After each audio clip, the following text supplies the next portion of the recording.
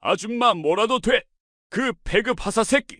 훈련 중이라 면회 안 되니까 그냥 꺼져. 담배 연기를 내뿜으며 민간인 여성을 쫓아내려던 최태성 상사. 하지만 그는 몰랐습니다. 자신이 방금 무시한 그 여자의 어깨에 3개의 별이 달려있다는 것을, 그리고 그 순간이 자신의 인생이 끝나는 시작점이라는 것을 말입니다. 과연 이 남자에게 무슨 일이 벌어질까요? 영상 보시기 전에 구독과 좋아요 한번 눌러주시면 세상 사연에 큰 힘이 됩니다. 무료로 할 수 있는 소중한 응원, 더 좋은 이야기로 보답하겠습니다. 이제 시작하겠습니다. 서울 강서구 외곽에 위치한 제1공수특 전 여단 정문 앞, 가을바람이 차갑게 불어오는 오후였다.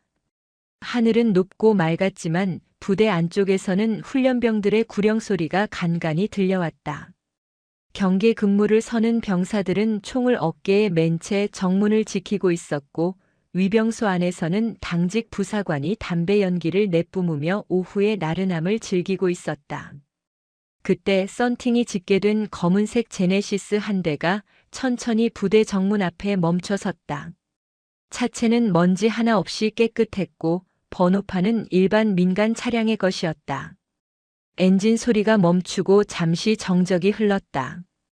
위병소를 지키던 최태성 상사는 무심하게 그 차량을 바라보았다. 그의 전투복 어깨에는 부사관의 권위를 상징하는 비자 3개와 그 위에 꺽쇠 하나가 달린 상사 계급장이 선명하게 붙어 있었다.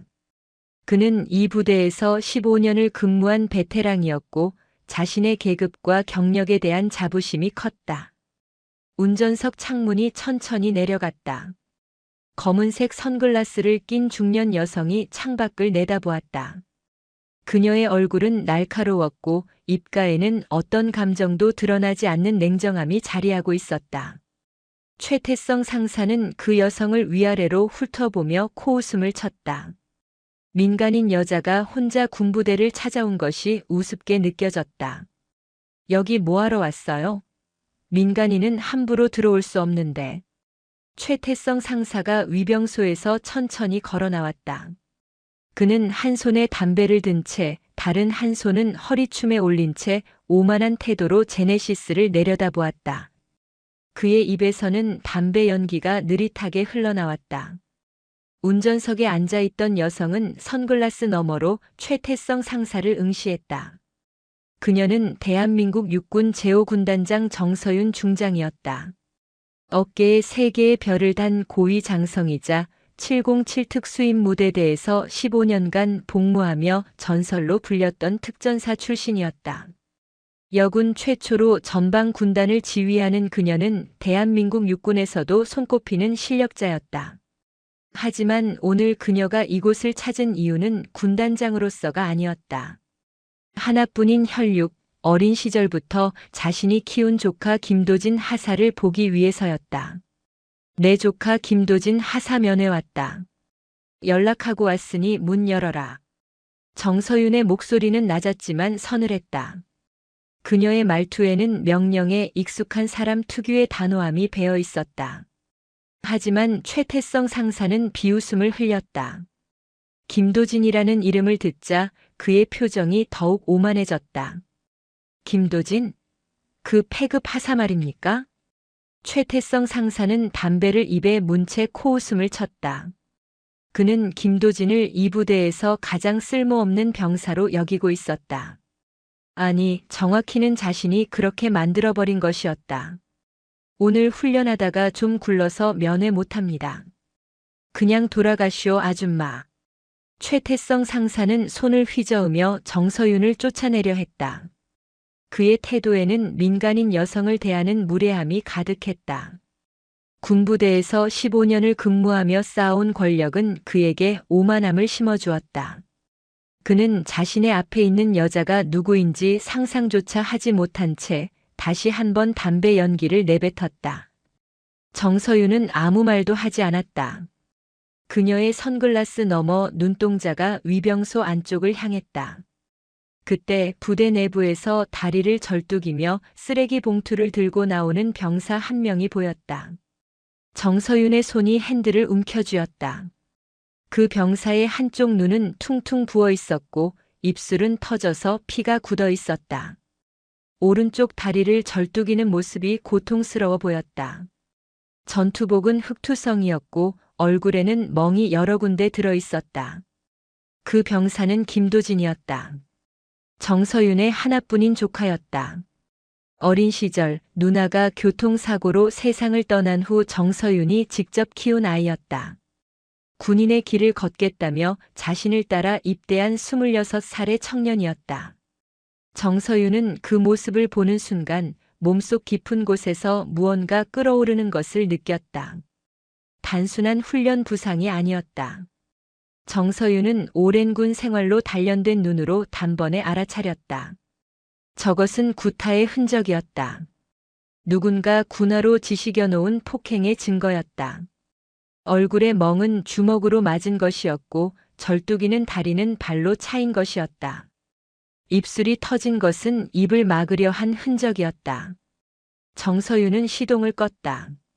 그녀가 차 문을 열고 밖으로 나오는 순간 공기의 흐름이 바뀌었다. 최태성 상사는 여전히 담배를 피우며 무심하게 서 있었지만 정서윤의 움직임에서 뿜어져 나오는 기운은 평범한 민간인의 그것이 아니었다. 그녀의 걸음걸이는 단호했고 시선은 날카로웠다. 아줌마, 지금 뭐 하는 거야? 차 안 빼. 최태성 상사가 정서윤의 앞을 막아서며 손을 뻗으려 했다. 군부대 안에서 15년을 버틴 그에게 민간인 여성 따위는 아무것도 아니었다. 그는 정서윤의 어깨를 밀어내려 손을 올렸다. 그 순간 정서윤이 움직였다. 빠른 동작으로 최태성 상사의 손목을 낚아채 비틀었다. 특수부대에서 15년간 단련된 관절기였다. 최태성 상사는 신음을 내며 무릎을 꿇었다. 거구의 상사가 한 여성의 손에 제압당하는 순간이었다. 너는 상관에게 경례도 없이 손부터 올라가나 보지. 정서윤의 목소리는 차갑고 낮았다. 그녀는 최태성 상사의 손목을 잡은 채 뒷좌석 문을 열었다. 옷걸이에 걸려있던 정복 상의가 보였다. 정서윤은 한 손으로 최태성을 제압한 채 다른 손으로 정복을 꺼내 입었다. 검은색 정복 상의가 그녀의 몸을 감쌌고 어깨 견장 위에 은색으로 빛나는 세 개의 별이 햇빛을 받아 번쩍였다. 중장 계급장이었다.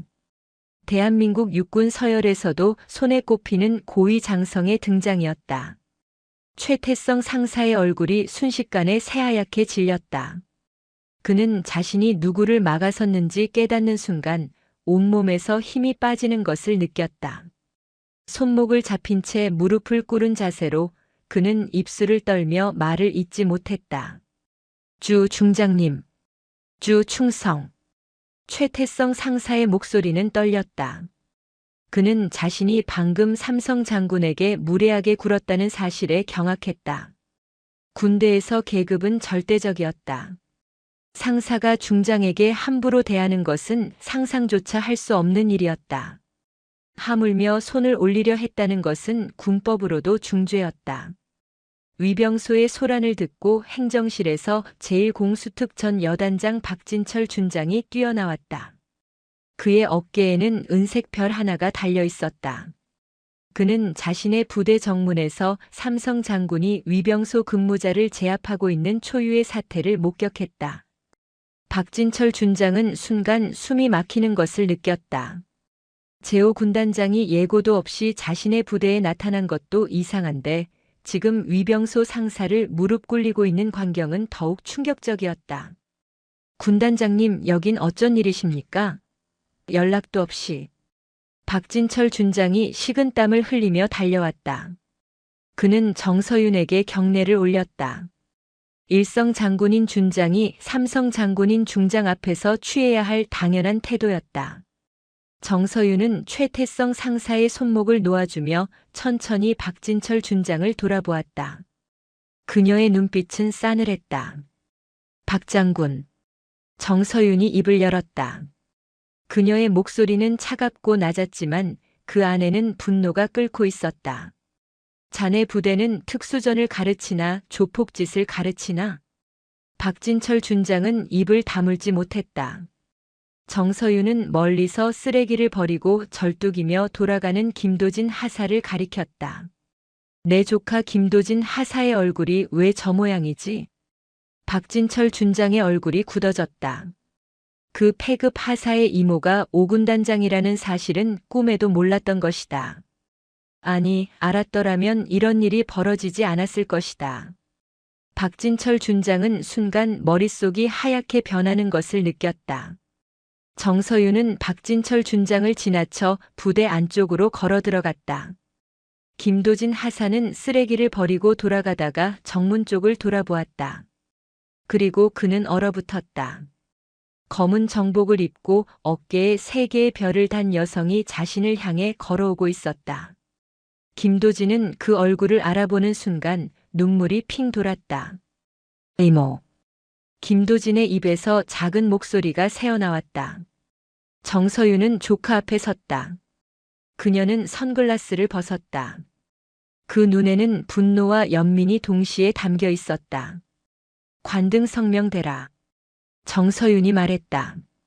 김도진은 떨리는 목소리로 대답했다.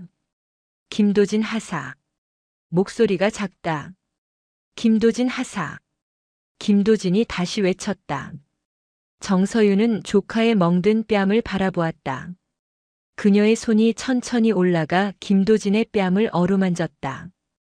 부어오른 상처가 손끝에 느껴졌다. 정서윤은 고개를 돌려 뒤에 서 있는 박진철 준장을 향해 말했다. 지금 이 시간부로 김도진 하사는 제5군단으로 파견 조치한다. 내 차에 태워. 불만 있나? 삼성 장군인 군단장의 명령이었다. 일성 장군인 여단장이 토를 달 수는 없었다. 그것은 절대적인 상명하복의 세계였다. 박진철 준장은 얼굴이 창백해진 채 고개를 숙였다. 없습니다, 군단장님. 정서윤은 김도진의 어깨를 잡았다. 김도진은 멍하니 이모를 올려다보았다. 정서윤은 조카를 제네시스 조수석에 태웠다. 그리고 운전석에 올라타 시동을 걸었다. 엔진 소리가 다시 울렸다. 차가 부대를 빠져나가는 동안 최태성 상사는 위병소 앞에서 무릎을 꿇은 채 땅을 내려다보고 있었다. 박진철 준장은 식은땀을 닦으며 사라지는 제네시스를 바라보았다. 그는 이 일이 어떻게 끝날지 알 수 없었지만 좋은 결말이 아니라는 것만은 확실했다. 검은색 제네시스는 서울 외곽 도로를 달렸다. 조수석에 앉은 김도진은 여전히 입을 열지 못했다. 정서윤은 전방을 응시한 채 운전을 했다. 그녀의 손은 핸들을 단단히 잡고 있었고 턱선은 굳어 있었다. 한참을 달린 후 정서윤이 입을 열었다. 얼마나 당했느냐? 김도진은 고개를 숙인 채 대답하지 못했다. 정서윤은 다시 물었다. 누가 했느냐? 최태성 상사입니다. 김도진의 목소리는 떨렸다. 정서윤은 고개를 끄덕였다. 이유는? 김도진은 한참을 침묵하다가 입을 열었다. 제가 보지 말아야 할 것을 봤습니다. 정서윤의 눈빛이 날카로워졌다. 그녀는 더 이상 묻지 않았다. 차는 경기도 포천을 향해 달렸다. 제5군단 사령부가 있는 곳이었다. 정서윤은 이제 군단장이 아니라 이모로서 그리고 다시 군단장으로서 이 일을 끝까지 파헤칠 것이었다. 가을 하늘은 여전히 높고 맑았다. 하지만 제1공수특전 여단에는 폭풍이 몰려오고 있었다. 그것은 3개의 별을 단 포식자가 조용히 움직이기 시작한 순간이었다. 박진철 준장은 자신의 부대 정문에서 벌어지는 광경을 믿을 수 없었다.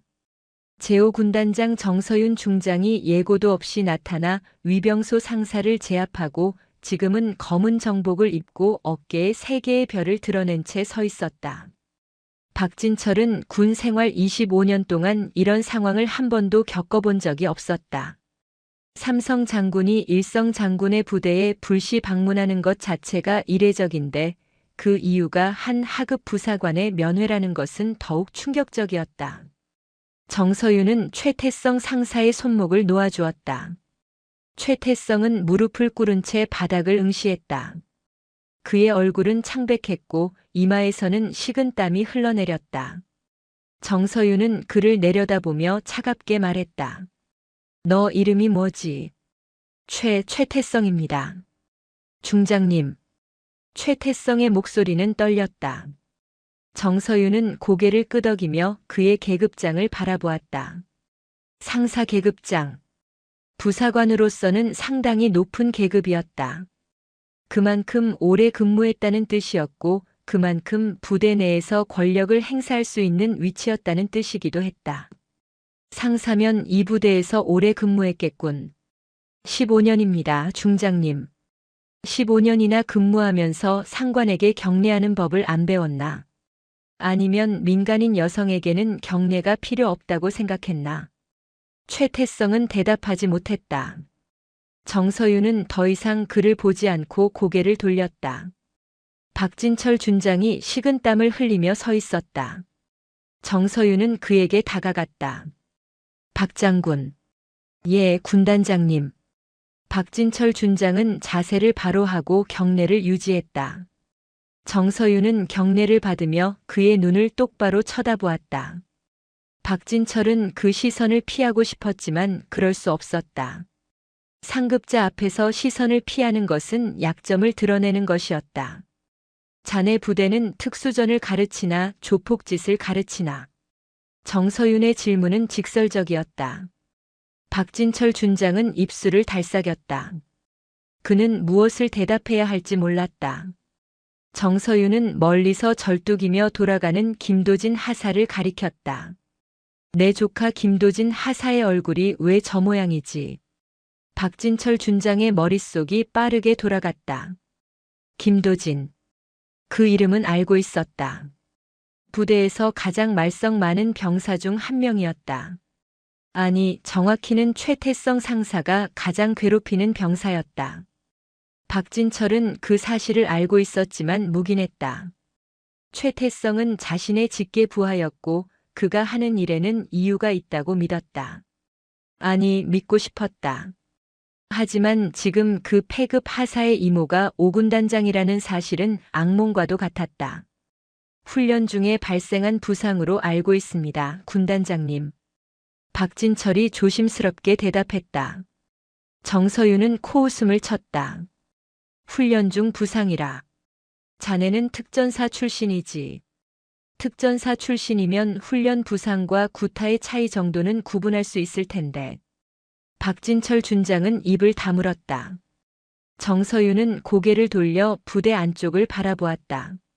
몇몇 병사들이 멀리서 이 광경을 지켜보고 있었다. 그들의 얼굴에는 놀라움과 두려움이 섞여 있었다. 삼성 장군이 자신들의 부대에 나타나 여단장을 추궁하는 모습은 그들에게도 충격적인 광경이었다. 정서윤은 박진철 준장을 지나쳐 부대 안쪽으로 걸어 들어갔다. 박진철은 그녀를 따라갔다.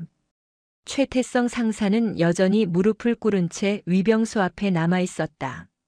정서윤의 걸음은 단호했고 그녀가 지나가는 곳마다 병사들은 급히 경례를 올렸다. 김도진 하사는 쓰레기를 버리고 돌아가다가 멈춰섰다. 정문 쪽에서 검은 정복을 입은 여성이 자신을 향해 걸어오고 있었다. 김도진은 그 모습을 보는 순간 눈앞이 흐려지는 것을 느꼈다.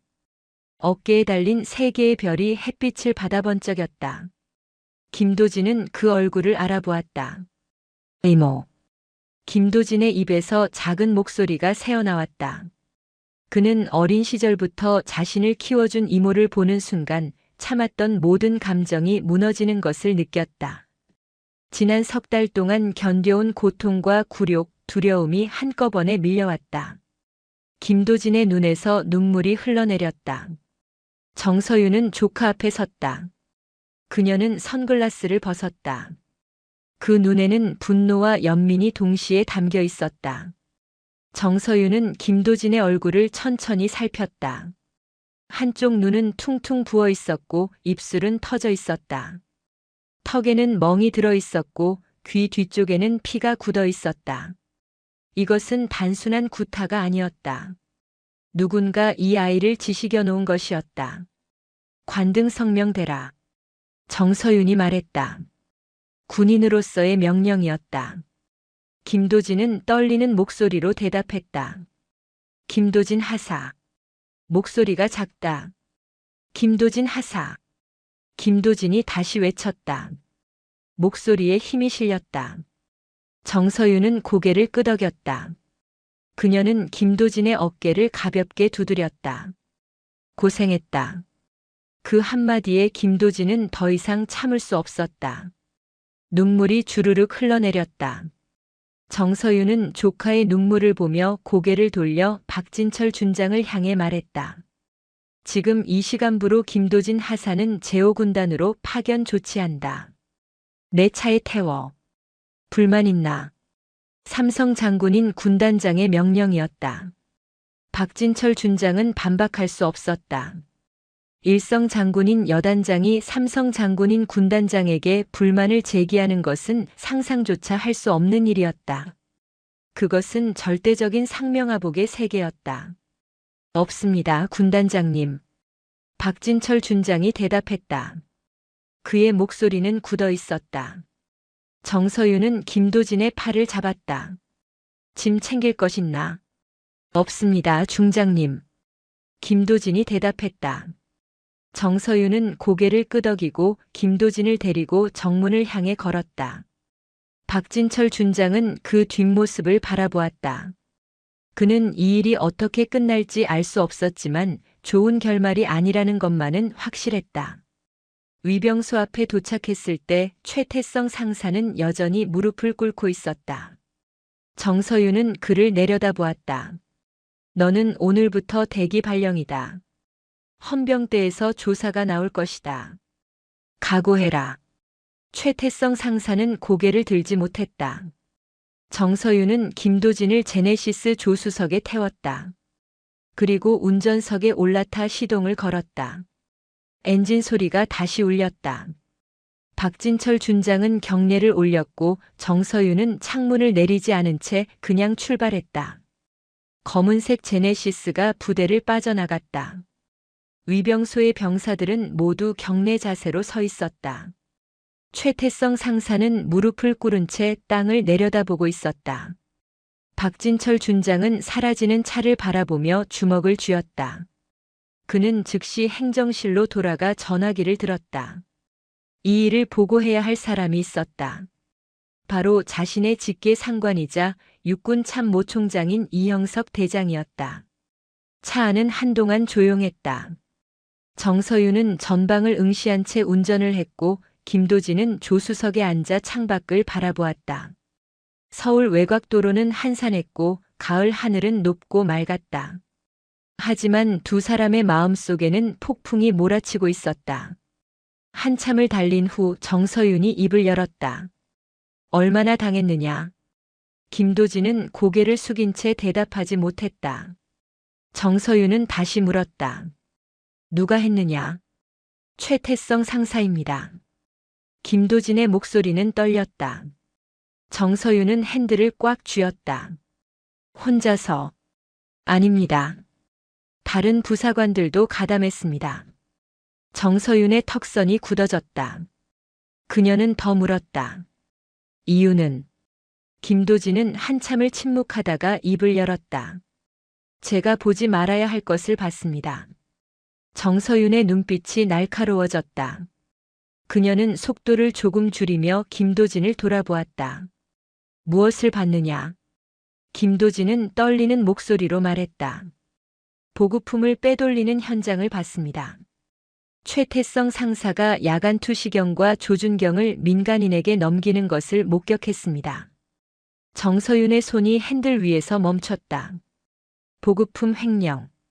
그것은 단순한 구타 사건이 아니었다. 군수품을 민간에 불법으로 유출하는 것은 중대한 범죄였다. 특히 야간 투시경과 조준경 같은 전술 장비는 암시장으로 흘러들어갈 경우 국가 안보에도 위협이 될 수 있었다. 언제 봤느냐? 석 달 전입니다. 그때부터 계속 맞았습니다. 입을 다물지 않으면 죽인다고 했습니다. 정서윤은 더 이상 묻지 않았다. 차는 경기도 포천을 향해 달렸다. 제5군단 사령부가 있는 곳이었다. 정서윤은 이제 단순한 조카 보호가 아니라 군 내부의 부패를 뿌리 뽑아야 한다는 것을 깨달았다. 그녀는 군단장으로서 그리고 대한민국 육군의 고위 장성으로서 이 일을 끝까지 추적할 것이었다. 김도진은 창밖을 바라보며 조용히 눈물을 닦았다. 석 달 동안 참아온 공포와 고통이 조금씩 풀어지는 것을 느꼈다. 이모가 나타난 순간 자신이 구원받았다는 것을 알았다. 하지만 동시에 두려움도 밀려왔다. 최태성 상사와 그 뒤에 있는 사람들이 가만히 있을 리 없었다. 이 일은 이제 시작일 뿐이었다. 정서윤은 전방을 응시하며 생각에 잠겼다. 보급품 횡령 사건이라면 단순히 한 상사의 일탈이 아닐 가능성이 높았다. 그 정도 규모의 물품을 빼돌리려면 상급자의 묵인 또는 가담이 필요했다. 박진철 준장의 얼굴이 떠올랐다. 그는 훈련 부상이라고 했지만 정서윤은 그가 알고 있었다고 확신했다. 문제는 얼마나 깊이 연루되어 있느냐였다. 차는 고속도로에 진입했다. 경기도 포천까지는 1시간 정도 걸렸다. 정서윤은 김도진을 힐끗 보았다. 조카는 여전히 창밖을 바라보고 있었다. 그 옆모습에서 어린 시절의 모습이 겹쳐 보였다. 누나가 교통사고로 세상을 떠난 후 정서윤은 조카를 자신의 아들처럼 키웠다. 군인의 길을 걷겠다며 입대한 그 아이가 지금 이렇게 상처투성이가 되어 있었다. 도진아. 정서윤이 불렀다. 김도진이 고개를 돌렸다. 예, 이모. 이제 괜찮다. 내가 지켜줄 테니까. 김도진은 고개를 끄덕였다. 정서윤은 다시 전방을 응시했다. 그녀의 눈빛에는 결의가 담겨 있었다. 이 일은 반드시 끝을 볼 것이었다. 설령 그 끝이 자신의 별을 내려놓는 것이라 해도 정서윤은 흔들리지 않을 것이었다. 검은색 제네시스는 계속해서 북쪽으로 달렸다. 가을 하늘은 여전히 높고 맑았지만 제1공수특 전 여단에는 폭풍이 몰려오고 있었다. 그것은 세 개의 별을 단 포식자가 조용히 움직이기 시작한 순간이었다. 그리고 그 포식자는 먹이를 놓치지 않았다. 경기도 포천에 위치한 제5군단 사령부는 대한민국 최전방을 방어하는 핵심 거점이었다. 광활한 부대 안에는 수십 동의 건물이 들어서 있었고 훈련장에서는 전차와 장갑차가 먼지를 일으키며 기동하고 있었다. 정서윤의 검은색 제네시스가 군단 사령부 정문에 도착했을 때 위병들은 즉시 경례를 올렸다. 군단장의 차량 번호를 확인한 그들은 신속하게 차단봉을 올렸다. 차는 본부 건물 앞에 멈춰 섰다. 정서윤이 운전석에서 내리자 대기하고 있던 부관 한 명이 달려왔다. 그는 대위 계급장을 단 젊은 장교였다. 군단장님 복귀하셨습니까? 의무대로 안내해라. 이 병사를 치료해야 한다. 정서윤이 조수석을 가리키며 말했다. 부관은 김도진의 상처투성이 얼굴을 보고 놀라움을 감추지 못했다. 그는 즉시 의무대에 연락을 취했고 곧 의무병들이 들것을 들고 달려왔다. 걸을 수 있습니다. 김도진이 말했지만 정서윤은 고개를 저었다. 들것에 누워라. 그게 명령이다. 김도진은 더 이상 거부하지 않았다. 그는 들것에 누웠고 의무병들은 그를 의무대로 옮겼다. 정서윤은 그 뒤를 따랐다. 부관은 상황을 파악하지 못한 채 조심스럽게 따라왔다. 의무대에서 군의관이 김도진을 진찰했다. 젊은 소령 계급장을 단 군의관은 김도진의 상처를 살피며 표정이 굳어졌다. 한쪽 눈의 붓이 터진 입술, 늑골 부위의 멍, 허벅지와 종아리의 타박상. 이것은 단순한 훈련 부상이 아니었다. 이건 명백한 구타 흔적입니다. 최소한 일주일 이상 반복적으로 폭행당한 것으로 보입니다. 군의관이 조심스럽게 말했다. 정서윤은 고개를 끄덕였다. 진단서 작성하고 치료해라. 상세하게. 알겠습니다, 군단장님. 군의관은 간호사들에게 지시를 내렸고 김도진에 대한 응급처치가 시작되었다. 정서윤은 의무대 복도에서 그 모습을 지켜보았다. 부관이 조심스럽게 다가왔다. 군단장님, 저 병사는 누구입니까? 내 조카다. 제1공수특 전 여단에서 파견 조치했다. 부관의 눈이 커졌다. 정서윤이 조카를 직접 데려왔다는 것은 심상치 않은 일이었다. 더구나 저 상태라면 부대 내에서 무슨 일이 있었던 것이 분명했다. 1시간 후 김도진의 치료가 끝났다. 그는 깨끗한 전투복으로 갈아입고 붕대를 감은 채 의무대에서 나왔다. 정서윤은 그를 군단장실로 데려갔다. 넓은 집무실 안에는 태극기와 군단기가 나란히 세워져 있었고 책상 위에는 각종 서류가 정돈되어 있었다. 정서윤은 김도진을 소파에 앉혔다. 이제 처음부터 끝까지 말해라. 숨기지 말고. 김도진은 고개를 숙였다. 그리고 떨리는 목소리로 지난 석 달간의 일을 털어놓기 시작했다. 석 달 전 저는 야간 경계 근무를 서고 있었습니다. 새벽 2시쯤 부대 후문 쪽에서 이상한 소리가 들렸습니다. 확인하러 갔더니 최태성 상사가 민간인 남자 한 명과 만나고 있었습니다. 정서윤은 말없이 듣고 있었다. 김도진은 계속했다. 그들은 군용 트럭 뒤에서 상자를 옮기고 있었습니다. 저는 숨어서 지켜봤습니다. 상자 안에는 야간 투시경과 조준경이 들어 있었습니다. 최소한 10여 개는 되어 보였습니다. 그걸 어떻게 확인했느냐? 상자 뚜껑이 열려 있었습니다. 제가 봤을 때 최태성 상사가 민간인에게 돈 봉투를 받고 있었습니다. 두꺼운 봉투였습니다. 정서윤의 눈빛이 날카로워졌다. 김도진은 목소리를 낮췄다. 저는 그냥 돌아가려고 했습니다. 하지만 발을 헛디뎠습니다. 소리가 났고 최태성 상사가 저를 발견했습니다. 그 다음은 최태성 상사가 저를 불렀습니다.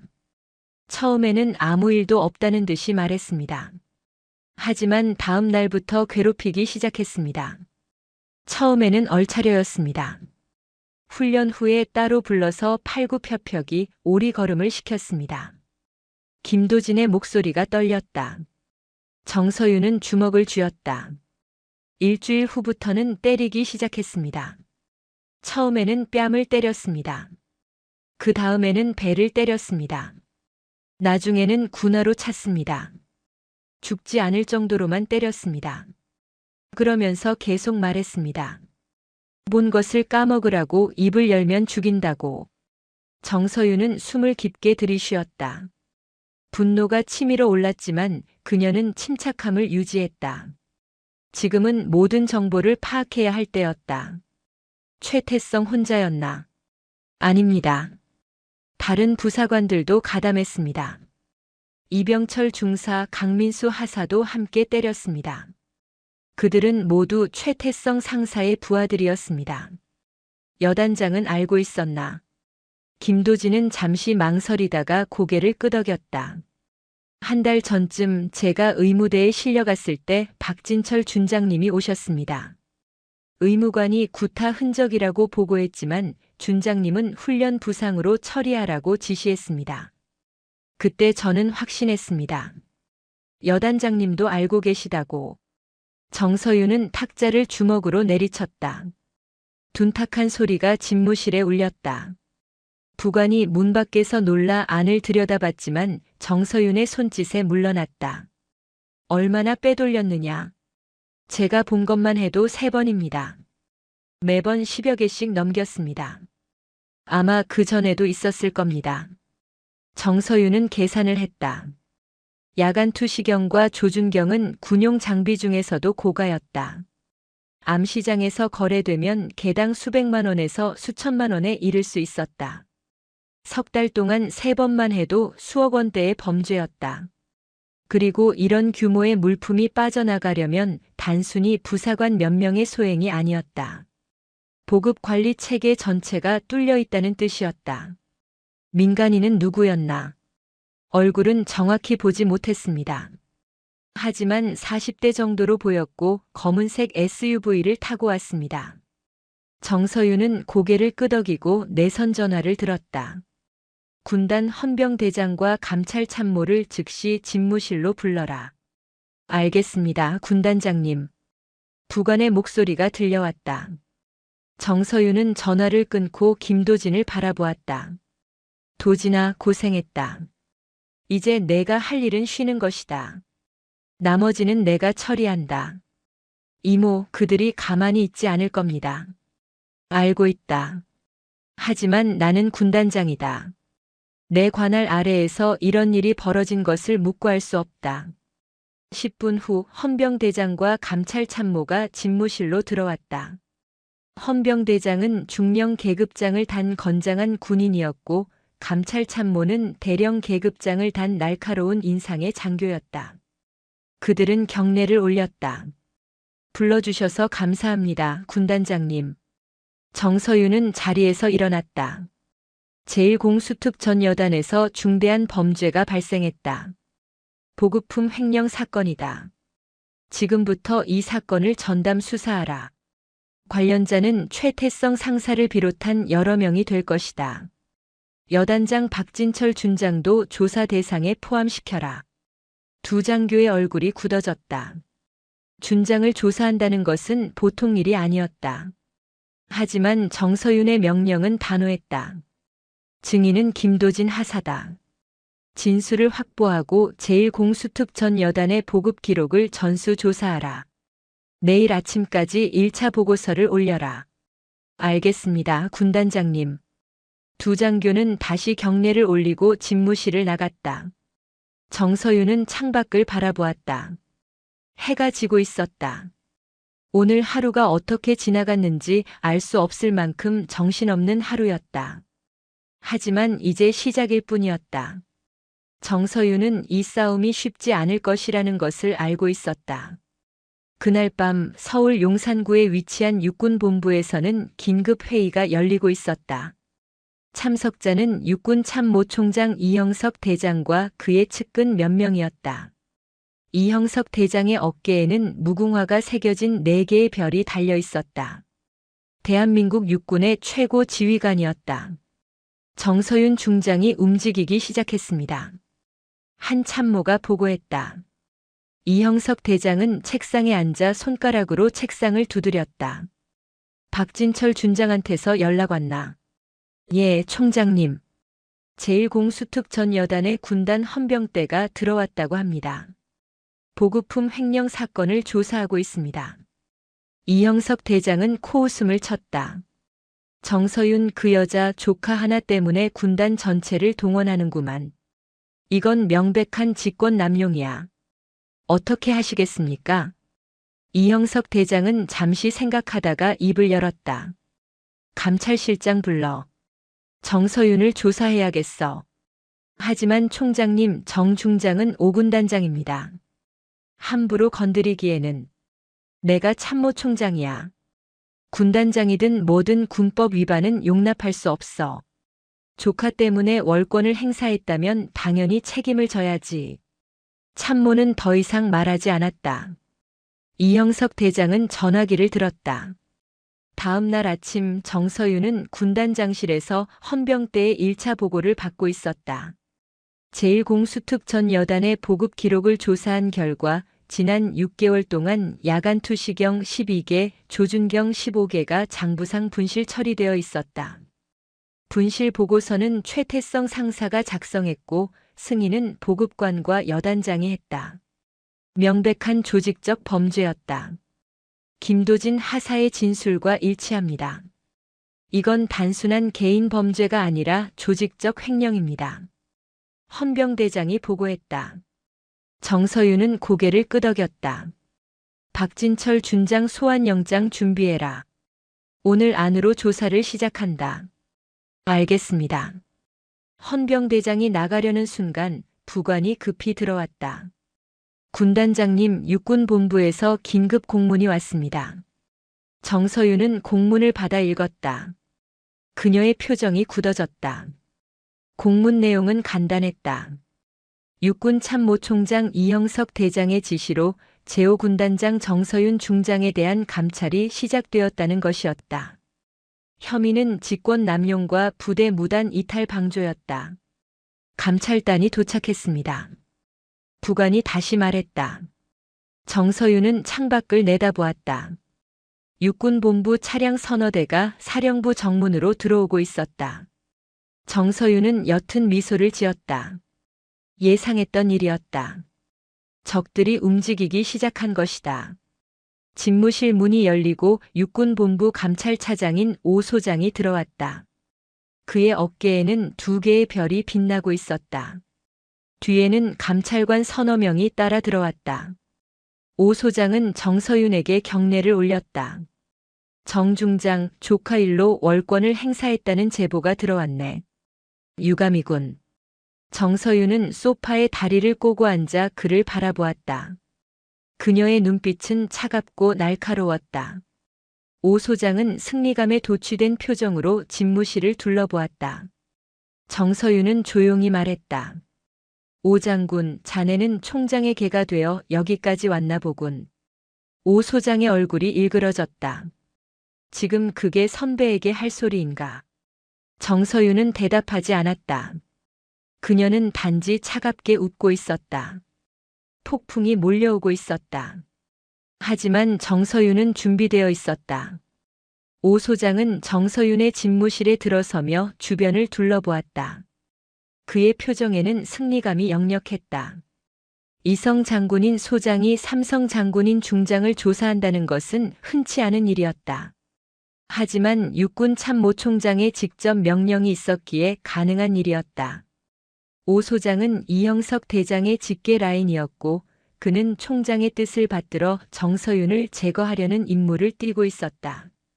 정 중장, 조카를 위해 군단 병력을 동원하고 여단장의 허락도 없이 병사를 빼돌렸다는 제보가 들어왔네. 이건 명백한 직권 남용이고 군기문란이야. 오 소장이 말했다.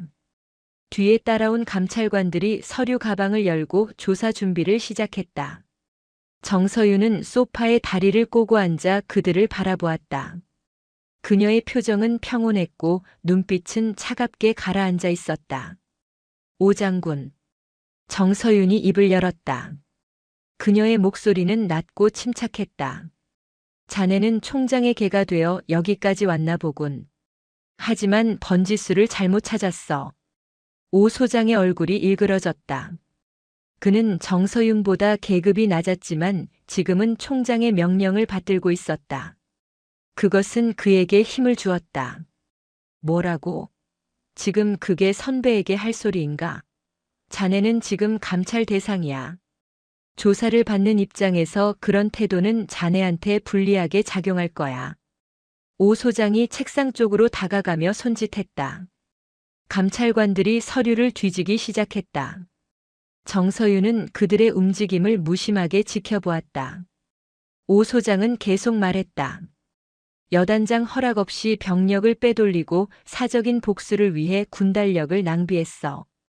이건 옷 벗는 걸로 안 끝나. 군사재판까지 갈 수 있는 사안이야. 자네가 아무리 오군단장이라 해도 군법은 예외가 없어. 정서윤은 대답하지 않았다. 그녀는 단지 차갑게 그를 응시하고 있었다. 오 소장은 그 침묵을 두려움으로 해석했다. 그는 더욱 기세를 올렸다. 자네 조카가 구타당한 건 안 됐지만 그건 여단 내부에서 처리할 문제야. 군단장이 직접 개입할 사안이 아니라고. 계급을 이용해서 사적인 감정을 해소하려 했다면 그건 군인으로서 자격이 없는 거야. 감찰관들이 책상 서랍을 열고 서류를 꺼내기 시작했다. 정서윤은 여전히 움직이지 않았다. 오 소장은 승리를 확신하며 계속 집무실을 둘러보았다. 그때 정서윤이 천천히 입을 열었다. 다 봤나? 뭐? 서류 다 뒤져봤나는 거야. 오 소장은 어리둥절한 표정을 지었다. 정서윤은 탁자 위에 놓여있던 서류 봉투 하나를 들어 그에게 던졌다. 봉투가 오 소장의 발 앞에 떨어졌다. 오 소장은 그것을 주워들었다. 그게 뭔가? 열어봐. 자네가 찾던 게 들어있을 거야. 오 소장은 봉투를 열었다. 안에는 수십 장의 문서가 들어있었다. 그는 첫 장을 펼쳐 읽기 시작했다. 그리고 그의 얼굴이 순식간에 창백해졌다. 문서에는 최태성 상사가 빼돌린 장비의 상세한 거래 내역이 적혀 있었다. 거래 날짜, 물품 목록, 거래 금액, 그리고 그 돈이 흘러 들어간 계좌 번호까지 모두 기록되어 있었다. 오 소장은 다음 장을 넘겼다. 거기에는 은행 거래 내역이 첨부되어 있었다. 최태성 상사의 계좌로 들어온 돈이 박진철 준장의 차명 계좌로 이체되었고 다시 그 돈이 제3의 계좌로 흘러갔다. 그리고 그 최종 목적지는 이형석 참모총장과 연관된 차명 계좌였다. 이게 뭔가? 오 소장의 목소리가 떨렸다. 정서윤은 자리에서 일어나 창가로 걸어갔다. 그녀는 창밖을 내다보며 말했다.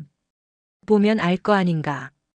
그건 군수품 횡령을 넘어선 조직적 범죄의 증거야.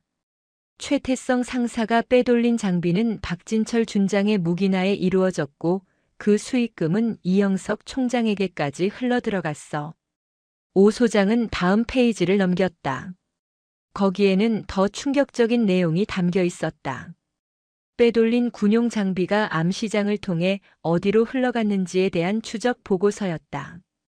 일부 장비는 민간 수집가들에게 팔렸지만 상당수는 불법 무기 거래상들의 손에 들어갔다. 그리고 그 거래상들 중 일부는 북한과 연결된 조직이었다. 이건 이적 행위야. 정서윤이 차갑게 말했다. 총장과 자네들이 빼돌린 장비가 어디로 갔는지 아나. 암시장을 통해 북으로 흘러갈 수도 있었어. 아니, 이미 일부는 흘러갔을 가능성이 높아. 오 소장의 손이 떨리기 시작했다. 그는 다음 문서를 펼쳤다. 거기에는 그 자신과 관련된 내용이 적혀 있었다. 과거 그가 감찰차장으로서 묵인하거나 은폐한 사건들의 목록이었다. 2년 전 모 부대의 보급품 횡령 사건, 3년 전 모 사단의 성폭행 사건 은폐, 작년 모 여단의 뇌물수수 사건. 모두 그가 총장의 지시를 받아 덮었던 사건들이었다. 이건 어떻게? 오 소장의 목소리는 거의 들리지 않을 정도로 작았다. 정서윤은 고개를 돌려 그를 바라보았다. 나는 707 특수임무대대에서 15년을 복무했어. 정보 수집과 분석이 내 전문이야. 자네들이 뭘 하는지 내가 모를 것 같나. 정서윤은 천천히 오 소장에게 다가갔다. 그녀의 눈빛은 날카롭고 차갑게 빛났다. 나는 석 달 전부터 조사를 시작했어. 내 조카가 처음 맞았을 때부터 말이야. 조카가 전화로 이상한 일이 벌어지고 있다고 넌지시 말했을 때 나는 이미 알아차렸지. 그래서 내 정보망을 동원했어. 군 내부의 옛 전우들, 정보사령부의 인맥, 그리고 내가 알고 있는 몇몇 민간 정보원들까지. 오 소장은 서류를 들고 선체 얼어붙어 있었다. 정서윤은 계속했다. 최태성 상사를 추적했더니 박진철 준장이 나왔어. 박진철을 추적했더니 이형석 총장이 나왔지. 그리고 자네도 나왔어. 자네가 그동안 얼마나 많은 사건을 덮었는지 다 기록되어 있어. 정서윤은 책상으로 걸어가 또 다른 서류 뭉치를 꺼냈다. 여기 더 있어. 거래 현장 사진, 통화 녹취록, 증인 진술서. 내가 확보한 증거는 이것뿐만이 아니야. 이건 빙산의 일각이지. 나는 이미 검찰과 국방부 감찰실에도 사본을 보냈어. 자네들이 나를 제거하려고 움직이는 순간 그 증거들이 동시에 터지도록 말이야. 오 소장의 다리가 휘청거렸다. 그는 옆에 의자에 주저앉았다. 정서윤은 그를 내려다보며 말했다. 지금 내 집무실에 설치된 CCTV가 이 모든 상황을 녹화하고 있어. 자네가 이 증거를 찢어버린다면 증거인멸 현행범으로 헌병대에 넘기지. 선택해라. 총장과 함께 죽을 텐가 아니면 내부 고발자가 되어 살 텐가. 오 소장은 손에 들고 있는 서류를 내려다보았다. 그의 머릿속이 빠르게 돌아갔다. 이형석 총장은 강력한 권력자였다. 하지만 이 증거들이 터진다면 그도 끝이었다. 그리고 자신도 함께 무너질 것이었다. 반면 정서윤은 이미 모든 것을 준비해 두었다. 그녀는 이 싸움을 이기기 위해 석 달 동안 철저하게 준비해 온 것이었다. 왜 나한테 이걸 보여주는 거지? 그냥 넘기면 되잖아. 오 소장이 떨리는 목소리로 물었다. 정서윤은 창가로 다시 걸어가며 대답했다. 자네에게 기회를 주는 거야. 자네는 총장의 개였을 뿐이야. 진짜 악은 이형석이지. 자네가 협조한다면 자네는 증인으로 보호받을 수 있어. 하지만 끝까지 총장 편에 선다면 자네도 함께 무너질 거야. 오 소장은 한참을 침묵했다. 그의 머릿속에서는 수많은 생각이 교차했다. 군 생활 30년, 이제 겨우 소장까지 올라왔다. 조금만 더 가면 중장도 가능했다. 하지만 지금 이 순간 모든 것이 무너질 위기에 처했다. 이형석 총장은 강력했지만 정서윤이 가진 증거는 더 강력했다. 시간 없어. 지금 결정해. 정서윤이 차갑게 말했다. 오 소장은 서류를 내려놓았다. 그는 천천히 고개를 들어 정서윤을 바라보았다. 나는 어떻게 해야 하지? 감찰관들을 돌려보내. 그리고 이 증거를 가지고 국방부 감찰실에 가. 내부 고발을 해. 그러면 자네는 살 수 있어.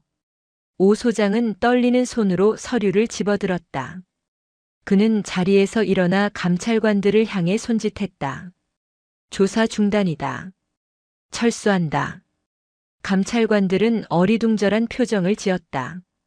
하지만 오 소장의 단호한 표정에 그들은 더 이상 묻지 않았다. 그들은 서류 가방을 챙겨 집무실을 나갔다. 오 소장은 문 앞에서 멈춰섰다. 그는 정서윤을 돌아보았다. 자네는 군 생활을 끝낼 각오를 한 거지. 정서윤은 고개를 끄덕였다. 나는 별을 달기 위해 군인이 된 것이 아니야. 내 부하들이 부당함에 짓밟히지 않고 명예롭게 싸울 수 있는 군대를 만들기 위해 군인이 된 거야. 그거면 좋게. 오 소장은 더 이상 말하지 않았다. 그는 고개를 숙이고 집무실을 나갔다. 문이 닫히고 정서윤은 혼자 남았다. 그녀는 창밖을 바라보았다. 훈련장에서는 전차들이 기동 훈련을 하고 있었다. 먼지가 피어오르고 포성이 울렸다. 정서윤은 자신의 어깨에 달린 3개의 별을 내려다보았다. 이제 본격적인 싸움이 시작될 것이었다. 이형석 총장은 가만히 있지 않을 것이었다. 하지만 정서윤은 준비되어 있었다. 그녀는 이 싸움에서 이기기 위해 모든 것을 걸었다. 설령 그것이 자신의 별을 내려놓는 것이라 해도 그녀는 흔들리지 않을 것이었다. 집무실 책상 위에는 오 소장이 보고 간 서류 봉투가 놓여 있었다. 그 안에는 대한민국 육군 고위층의 부패가 낱낱이 기록되어 있었다. 정서윤은 그것을 다시 서랍에 넣었다. 이제 이 증거들이 세상에 나갈 시간이었다. 포식자는 먹이를 물었고 이제 놓지 않을 것이었다. 일주일이 지났다. 그 일주일 동안 대한민국은 전례 없는 군 내부 부패 스캔들로 들끓었다. 오 소장이 국방부 감찰실에 제출한 증거와 정서윤이 확보한 자료들이 동시에 공개되면서 육군 고위층의 조직적 범죄가 낱낱이 드러났다. 주요 언론사들은 앞다투어 이 사건을 보도했고 국회에서는 국방위원회 긴급 청문회가 열렸다. 여론은 들끓었다. 국민들은 자신들의 세금으로 운영되는 군대에서 이런 일이 벌어졌다는 사실에 분노했다. 정서윤은 그 일주일 동안 수없이 많은 조사를 받았다. 국방부 감찰실, 검찰, 국회 국방위원회. 그녀는 모든 조사에 성실히 임했고 자신이 확보한 증거를 하나하나 제시했다.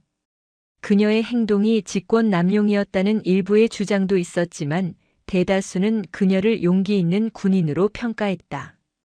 조카를 보호하기 위해 시작된 일이었지만 결과적으로 군 내부의 거대한 부패 조직을 무너뜨린 것이었다. 일주일 후 서울 용산구에 위치한 국방부 청사.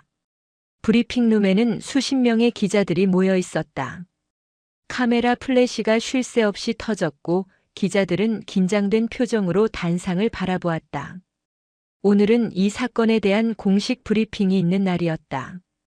그리고 브리핑을 진행하는 사람은 다름 아닌 정서윤 중장이었다. 정서윤은 검은색 정복을 단정하게 입고 단상에 올랐다. 그녀의 어깨에는 3개의 별이 여전히 빛나고 있었다. 그녀는 마이크 앞에 섰고 수십 개의 카메라가 그녀를 향했다. 정서윤은 준비해온 원고를 내려다보지 않았다. 그녀는 정면을 응시하며 입을 열었다. 저는 제5군단장 정서윤 중장입니다. 오늘 이 자리는 지난 일주일간 국민 여러분을 충격에 빠뜨린 군 내부 부패 사건에 대해 말씀드리기 위해 마련되었습니다. 그녀의 목소리는 명확하고 단호했다. 브리핑룸은 숨소리조차 들리지 않을 만큼 조용했다. 지난 석 달 동안 제1공수특 전 여단에서는 조직적인 군수품 횡령이 이루어졌습니다. 최태성 상사를 비롯한 여러 부사관들이 야간 투시경과 조준경 등 전술 장비를 불법으로 빼돌렸고 이는 박진철 준장의 묵인 아래 이루어졌습니다. 그 수익금은 차명 계좌를 통해 육군 참모총장 이영석 대장에게까지 흘러 들어갔습니다. 기자들 사이에서 웅성거림이 일었다. 정서윤은 계속했다. 이 과정에서 한 명의 젊은 병사가 현장을 목격했고 입을 막기 위해 지속적인 폭행을 당했습니다. 그 병사는 제 조카였습니다. 저는 조카를 보호하기 위해 움직였고 조사 과정에서 이 거대한 부패 조직을 발견하게 되었습니다. 정서윤은 잠시 숨을 고르고 말을 이었다. 일부에서는 제가 조카를 위해 직권을 남용했다고 주장합니다. 그 비판을 겸허히 받아들입니다. 하지만 저는 군인으로서 그리고 한 사람의 어른으로서 제가 해야 할 일을 했을 뿐입니다. 부당한 폭력 앞에서 침묵하는 것은 공범이 되는 것입니다. 저는 공범이 되기를 거부했습니다. 브리핑룸이 다시 조용해졌다. 정서윤의 눈빛은 흔들림이 없었다. 이번 사건을 통해 군 내부의 썩은 환부를 도려냈습니다. 하지만 이것으로 끝이 아닙니다. 우리 군은 더욱 투명하고 정의로운 조직으로 거듭나야 합니다. 그것이 국민들께 드릴 수 있는 최소한의 약속입니다. 정서윤은 단상에서 내려왔다. 기자들이 질문을 쏟아냈지만 그녀는 더 이상 대답하지 않았다. 브리핑은 끝났다. 정서윤은 청사를 나와 차에 올랐다. 그녀의 표정은 평온했지만 마음속 깊은 곳에서는 무언가 무거운 것이 내려앉는 것을 느꼈다. 그날 저녁 전국의 뉴스에서는 이영석 육군 참모총장이 헌병대에 연행되는 장면이 생중계되었다. 용산에 위치한 육군본부 청사 앞 헌병대 차량이 대기하고 있었다. 이영석 대장은 정복을 입고 청사에서 나왔다. 그의 어깨에 달려있던 4개의 별은 여전히 그 자리에 있었지만 더 이상 권위를 상징하지 못했다. 그것은 단지 금속 조각일 뿐이었다. 헌병대 장교들이 그를 에워쌌다. 이형석 대장은 고개를 숙이고 차에 올랐다. 플래시가 터지고 기자들이 질문을 던졌지만 그는 아무 대답도 하지 않았다. 차량이 출발했고 40년 군 생활의 정점에 있던 남자는 그렇게 무너졌다. 그의 별은 욕망과 함께 추락했다. 박진철 준장과 최태성 상사는 이미 구속 수감된 상태였다. 그들은 군사법원에서 재판을 받게 될 것이었다. 혐의는 명백했다. 군수품 횡령, 뇌물수수, 폭행, 증거 은폐. 그들이 받을 형량은 최소 10년 이상이 될 것이었다. 최태성 상사는 구치소에서 후회했지만 이미 늦었다. 그가 지시겨 놓았던 젊은 병사의 이모가 삼성 장군이라는 사실을 알았을 때 그의 세상은 이미 무너지고 있었다. 오 소장은 옷을 벗었다. 그는 군복을 벗고 민간인이 되었다. 하지만 그는 내부 고발자로서 기소 면제를 받았다. 그가 제공한 증언과 증거가 없었다면 이형석 대장을 무너뜨리기 어려웠을 것이다. 오 소장은 서울의 한 작은 아파트에서 새로운 삶을 시작했다. 그는 가끔 뉴스에서 정서윤의 얼굴을 볼 때마다 복잡한 심경이 들었다. 그녀에게 굴복한 것이 치욕스러웠지만 동시에 살아남았다는 안도감도 있었다. 2주일 후 경기도 포천 제5군단 승진훈련장. 가을 하늘은 여전히 높고 맑았다. 넓은 훈련장에는 수십 대의 전차가 일렬로 늘어서 있었다. K2 흑표 전차들이었다. 그 위에는 조종수와 포수들이 탑승해 있었고 훈련 준비를 마친 상태였다. 지휘 통제 차량에서는 지휘관들이 무전기를 들고 지시를 내리고 있었다. 정서윤은 훈련장 언덕 위에 서서 그 광경을 지켜보고 있었다. 그녀는 야전 상의를 입고 베레모를 쓰고 있었다. 어깨에 3개의 별은 오후의 햇살을 받아 은은하게 빛났다. 그녀의 옆에는 건강을 되찾은 김도진 하사가 늠름하게 서 있었다. 그는 5군단 특공연대로 전속되어 새로운 시작을 하고 있었다. 얼굴의 상처는 거의 나았고 눈빛에는 다시 생기가 돌아왔다. 군단장님. 부관이 조심스럽게 다가왔다. 그는 대위 계급장을 단 젊은 장교였다. 정서윤은 고개를 돌려 그를 바라보았다. 말해. 이번 사건으로 인해 군단장님의 대장 진급이 어려워질 것 같다는 이야기가 있습니다. 부관의 목소리에는 걱정이 묻어났다. 정서윤은 옅은 미소를 지었다. 그녀는 훈련장을 내려다보며 대답했다. 그럴 수도 있겠지. 하지만 군단장님께서는 옳은 일을 하셨습니다. 부당한 일이 있었고 그것을 바로잡으셨습니다. 정서윤은 고개를 저었다. 나는 별을 달기 위해 군인이 된 것이 아니야. 그녀는 훈련장에서 대기하고 있는 병사들을 바라보았다. 그들은 모두 젊었다. 20살, 22살, 25살. 대한민국의 젊은이들이었다. 그들은 나라를 지키기 위해 이곳에 왔다. 그들은 명예롭게 싸울 자격이 있었다. 내 부하들이 부당함에 짓밟히지 않고 명예롭게 싸울 수 있는 군대를 만들기 위해 군인이 된 거야. 그거면 좋게. 부관은 더 이상 말하지 않았다. 정서윤은 무전기를 들어 입에 가져갔다. 그녀의 목소리가 훈련장 전체에 울려 퍼졌다. 전 전차대 준비. 전차들의 엔진이 일제히 시동을 걸었다. 땅이 울렸다. 수십 대의 전차가 동시에 움직이면서 발생하는 진동이 땅을 타고 전해졌다. 정서윤은 베레모를 고쳤으며 지휘봉을 들어 올렸다. 전차대 돌격 앞으로. 그녀의 호령과 함께 수십 대의 전차가 일제히 전진했다. 먼지가 피어올랐고 땅이 울렸다. 전차의 캐터필러가 땅을 짓누르며 나아갔다. 포탑이 목표물을 향해 조준했고 모의 사격이 시작되었다. 훈련장은 전쟁터가 되었다. 정서윤은 그 광경을 지켜보며 고개를 끄덕였다. 이것이 대한민국 육군이었다. 썩은 가지를 쳐낸 나무는 더 굳건하게 뿌리내리고 있었다. 부패한 고위층은 제거되었고 정의는 승리했다. 물론 대가가 있었다. 정서윤은 아마 대장으로 진급하지 못할 것이었다. 어쩌면 중장으로 예편하게 될 것이었다. 하지만 그녀는 후회하지 않았다. 김도진 하사는 이모의 옆모습을 바라보았다. 바람이 불어와 정서윤의 베레모를 스쳤다. 그녀의 얼굴에는 평온함이 깃들어 있었다. 김도진은 경례를 올렸다. 정서윤은 그 경례를 받았다. 도진아, 앞으로 잘해라. 예, 군단장님. 감사합니다. 정서윤은 고개를 끄덕이고 다시 훈련장을 바라보았다. 전차들은 계속해서 전진하고 있었다. 목표물을 향해 정확하게 나아가고 있었다. 장애물을 넘고 언덕을 오르고 계곡을 건넜다. 그 모습은 대한민국 최전방을 지키는 5군단의 강철 같은 위용이었다.